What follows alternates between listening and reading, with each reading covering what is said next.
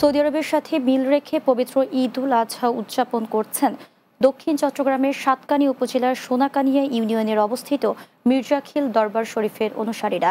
শুক্রবার সকাল 10:30টায় মির্জাখিল দরবার শরীফের খানকা মাঠে পবিত্র ঈদ উল আজহার প্রধান জামাত অনুষ্ঠিত হয়।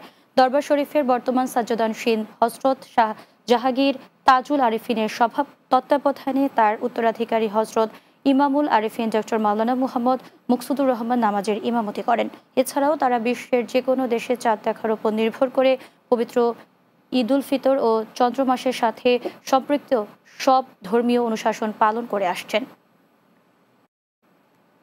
পৃথক দুটি অভিযানে হত্যা মামলায় মৃত্যুদণ্ডপ্রাপ্ত পলাতক আসামি জোবায়ের এবং ওয়ারেন্টভুক্ত পলাতক আসামি মোহাম্মদ আবুল বশর প্রকাশ হৃদয়কে গ্রেফতার করেছে র্যাব-৭ চট্টগ্রাম।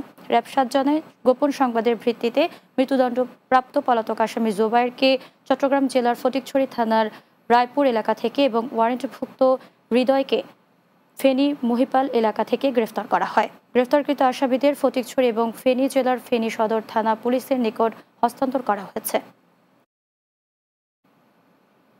চট্টগ্রামের কালুরঘাট সেতুতে পর্যটক এক্সপ্রেস ট্রেনের ধাক্কায় ঘটে যাওয়া দুর্ঘটনার তদন্তে 4 সদস্যের একটি কমিটি গঠন করেছে রেলপথ মন্ত্রণালয়। একই সঙ্গে প্রাথমিকভাবে 4 রেল কর্মীকে সাময়িক বরখাস্ত করা হয়েছে। শুক্রবার সকালে রেলপথ মন্ত্রণালয়ের জনসংযোগ কর্মকর্তা রেজাউল করিম সিদ্দিকী বিষয়টি নিশ্চিত করেছেন। বরখাস্ত হওয়া কর্মকর্তারা হলেন ট্রেনের গার্ড সোহেল রানা, লোকোমাস্টার গোলাম রসুল, সহকারী লোকোমাস্টার আমিন উল্লাহ এবং অস্থায়ী গেটকিপার মাহবুব।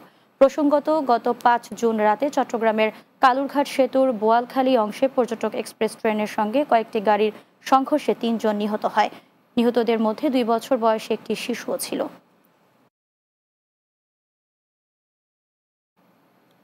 শেষ করব দিনের বাংলা। যাওয়ার আগে সংবাদ শিরোনামগুলো জানিয়ে দিচ্ছি আরও একবার। ঈদ উদযাপনে ঢাকা ছাড়ছে মানুষ, পথে পথে ভোগান্তির অভিযোগ। যাত্রা নির্বিঘ্নে সরকারের সব সংস্থা একসঙ্গে কাজ করছে বললেন স্বরাষ্ট্র উপদেষ্টা। ঈদকে কেন্দ্র করে কোনো ধরনের নিরাপত্তা ঝুঁকি নেই জানালেন ডিএমপি কমিশনার। ফাঁকা রাজধানী নিরাপত্তায় কাজ করছে 500 পেট্রোল টিম।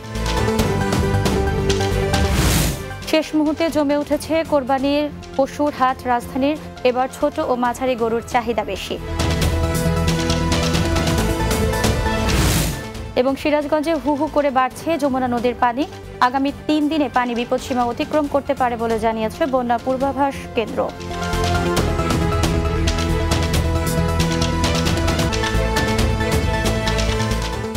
এই ছিল দিনের বাংলায়। আমাদের পরবর্তী সংবাদ রাত 9টায় রাতের বাংলা দেখার আমন্ত্রণ রইল। এতক্ষণ সঙ্গে থাকার জন্য ধন্যবাদ সবাইকে।